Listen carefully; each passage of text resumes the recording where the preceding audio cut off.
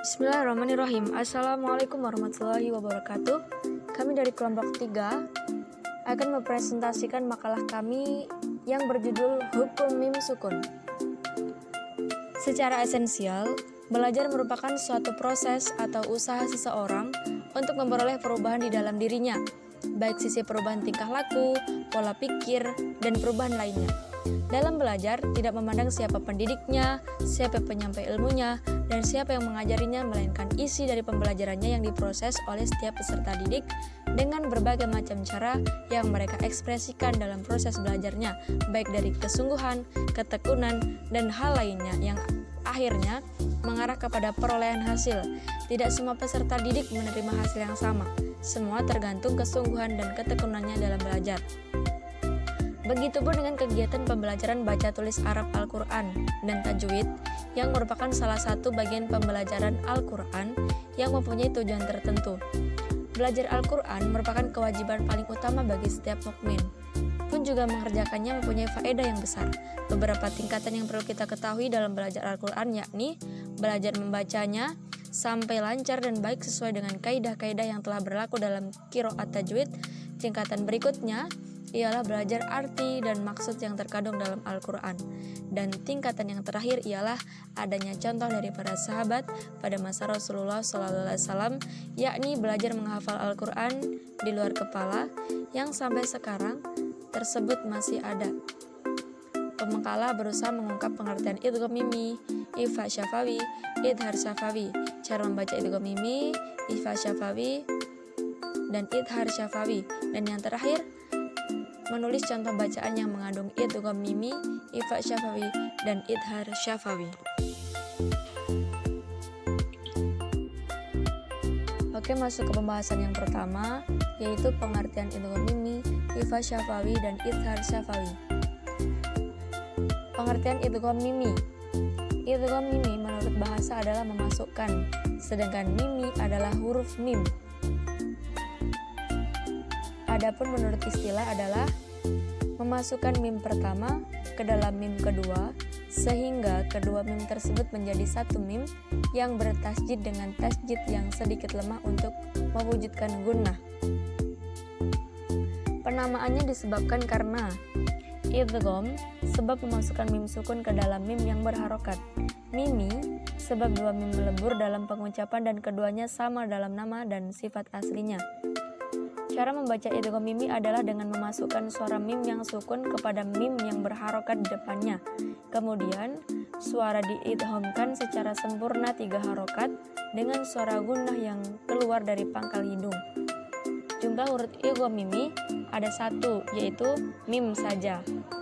Dalam nasham dijelaskan, yang kedua dalam hukum mim sukun adalah idgham, yaitu dengan memasukkan atau menyatukan 2 huruf yang semisal. Yang demikian itu dinamakan idgham shaghir. Selanjutnya adalah pengertian ikhfa syafawi. Menurut bahasa, ikhfa adalah samar, sedangkan syafawi adalah bibir. Adapun ikhfa syafawi menurut istilah adalah mengucapkan mim sukun antara idghar dan idgham dengan memperhatikan gunnah dan tidak mentasydidkannya apabila datang setelahnya huruf ba. Penamaannya disebabkan karena ikhfa yaitu menyembunyikan huruf mim pada huruf ba. Syafawi yaitu huruf mim dan huruf ba makhrajnya asy-syafataini atau 2 bibir. Pengucapan yang benar tentang cara mengikhfakan huruf sukun pada huruf ba adalah ittibaq atau merapatkan atau menutup 2 bibir tanpa mengerutkan dengan tetap memperhatikan gunnahnya. Jumlah huruf ikhfa ada 1, yaitu hanya huruf ba saja. Di dalam nasham dijelaskan, yang pertama dalam hukum mim sukun menurut para ahli qiraat adalah ikhfa syafawi, yakni apabila mim sukun berada sebelum ba. Selanjutnya itu pengertian idhar syafawi.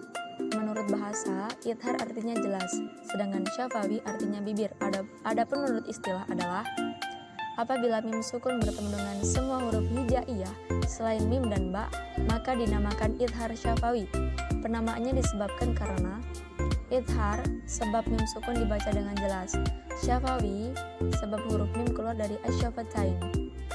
Jumlah huruf idhar ada 26, yaitu semua huruf hijaiyah selain mim dan ba. Cara membaca idhar syafawi harus jelas dan terang, yaitu pada saat memasukkan huruf mim dengan cara merapatkan bibir. Kejelasannya pengucapannya cukup 1 ketukan, tidak boleh lebih, karena jika lebih dikhawatirkan akan berubah menjadi ikhfa atau gunnah. Dalam nasham dijelaskan.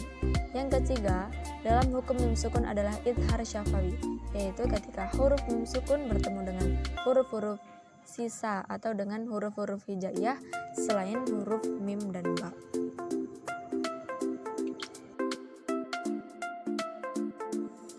B. Membaca bacaan yang mengandung idgham mimi, ikhfa syafawi, dan idhar syafawi. 1. Bacaan yang mengandung idgham mimi. Jika terdapat mim sukun atau mim mati bertemu dengan huruf mim, maka bacaannya disebut idgham mimi. Maka cara membacanya adalah seperti menyuarakan mim rangkap atau ditasydidkan dan wajib didengung. Contohnya, alaihim mu'syadah. Yang kedua yaitu bacaan yang mengandung ikhfa syafawi. Jika terdapat mim sukun atau mim mati bertemu dengan huruf ba, maka hukum bacaannya disebut ikhfa syafawi. Cara membacanya harus samar-samar di bibir dan didengungkan. Contohnya, bainahum bil qisth. Yang ketiga yaitu bacaan yang mengandung idhar syafawi. Jika terdapat mim mati atau mim sukun bertemu dengan salah satu huruf yang 26, yaitu semua huruf hijaiyah selain huruf mim dan ba, maka hukum bacaannya terang dan jelas di bibir dan mulut rapat tertutup. Cara membacanya harus dibaca jelas. Contohnya, lahum fiha. Kesimpulan dari makalah ini adalah jika terdapat mim sukun atau mati bertemu dengan huruf mim, maka bacaannya disebut idgham mimi. Maka cara membacanya adalah seperti menyuarakan mim rangkap atau ditasydidkan dan wajib dibaca dengung. Jika terdapat mim sukun atau mati bertemu dengan huruf ba, maka hukum bacanya disebut ikhfa syafawi. Cara membacanya harus samar-samar di bibir dan didengungkan. Jika terdapat mim mati atau sukun bertemu dengan salah satu huruf yang 26, yaitu semua huruf hijaiyah selain huruf mim dan ba, maka hukum bacaannya terang dan jelas di bibir dan mulut rapat tertutup. Cara membacanya harus dibaca dengan jelas.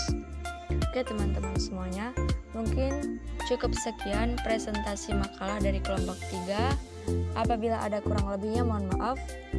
Billahi taufiq wal hidayah, waridha wal inayah. Wassalamualaikum warahmatullahi wabarakatuh.